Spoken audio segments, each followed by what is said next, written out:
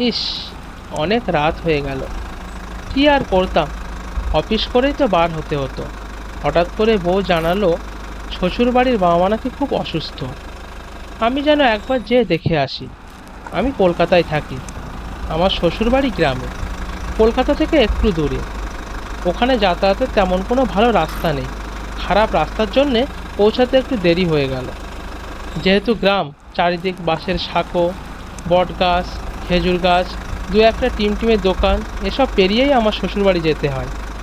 আমি খবর শোনা মাত্রই চিঠি পাঠিয়েছিলাম শনিবার যাব বলে। সেহেতু আমাকে নিতে অবশ্যই কেউ না কেউ আসবে। গাড়ি থেকে নেমে দেখলাম আশেপাশে কেউ নেই, চা দোকানি ছাড়া। তাহলে কি ওরা কাউকে পাঠায়নি? আমি আর কিছু না ভেবে হাঁটতে লাগলাম। কদিন ধরেই খবর হচ্ছে আন্তরিক লেগে বহু লোক মারা পড়েছে। সব জায়গায় একই আলোচনা।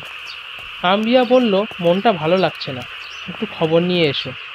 তাই বইয়ের কথা মতো কাজ শেষ করেই রওনা দিয়েছি। অনেক দূরের পথ। চলতে চলতে হঠাৎ দেখি সাদা কাপড় আর ঘোমটা দেওয়া বউ একই পথে হাঁটছে। কোনো সাড়া শব্দ নেই, মুখটাও ভালো মতো দেখা যাচ্ছে না।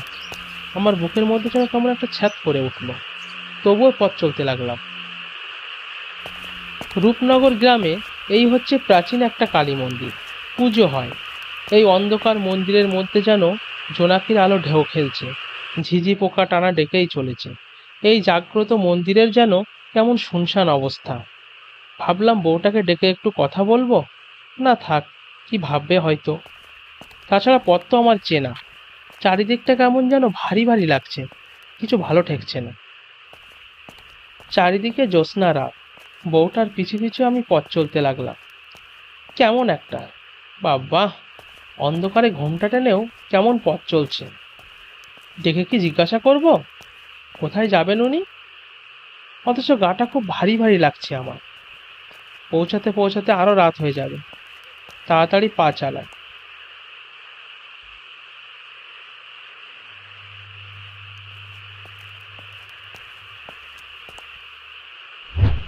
একটা সিগারেট জ্বেলে নি। ওমা, বউটা কোথায় গেল? সিগারেট পছন্দ করে না তাই বলে এভাবে উদাহ? মন্ত্র জানে নাকি? দেখি সামনের দিকে গিয়ে দেখা হয় কিনা। রূপনগর গ্রামের মাঝিপাড়া এটাই। বউটাকে একবার ডেকেই দেখি। এই যে শুনছেন, আপনি কোথায় যাবেন? এত রাতেই বা আপনি কোথায় গিয়েছিলেন?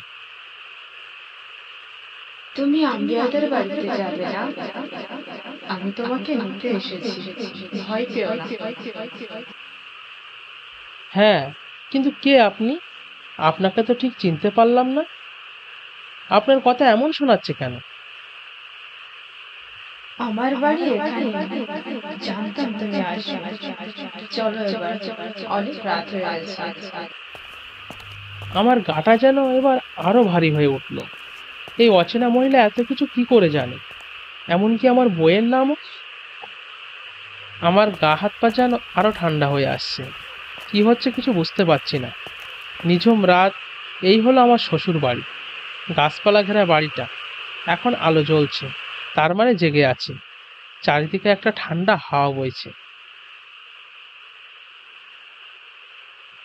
মা, ও মা, আমি আফতাব বলছি গো, কলকাতার আফতাব। অফিসের কাজ সেরে আসতে একটু লেট হয়ে গেল। আপনারা কি আমায় নিতে কাউকে পাঠিয়েছিলেন, কোনো মহিলা? কেমন আছেন আপনারা? ঠিক আছে, কিন্তু তুমি আসতে বড্ড দেরি করে ফেলেছো বাবা। এ ঘরের দিকে এসো না, ওখানেই বসো। এখানে নোংরা। কথাটা শোনার পর আমার ভিতরটা যেন কেমন গুলিয়ে উঠল। বিশ্রী একটা গন্ধ। এবার যাকে বলে সত্যিকারের ভয়। ব্যাপার কি? কি হচ্ছে কি এখানে? কিচ্ছু বুঝতে পারছি না। ব্যাপারটা বোঝার আগেই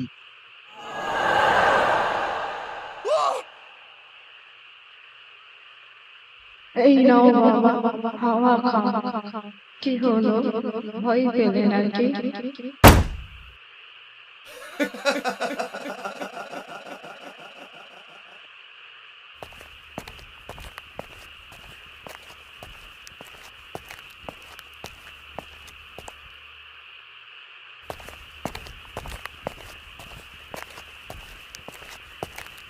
ওখান থেকে যা হোক করে উঠে আমি ঊর্ধ্বশ্বাসে ছুটতে লাগলাম।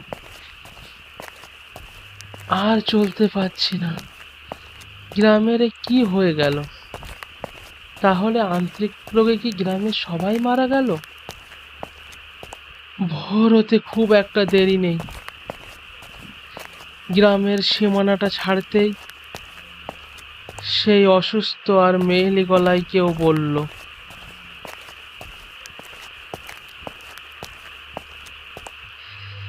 এদিকে তোমরা আর কেউ এসো না, চলে যাও। ভালো থেকো বাবা, সাবধানে থেকো।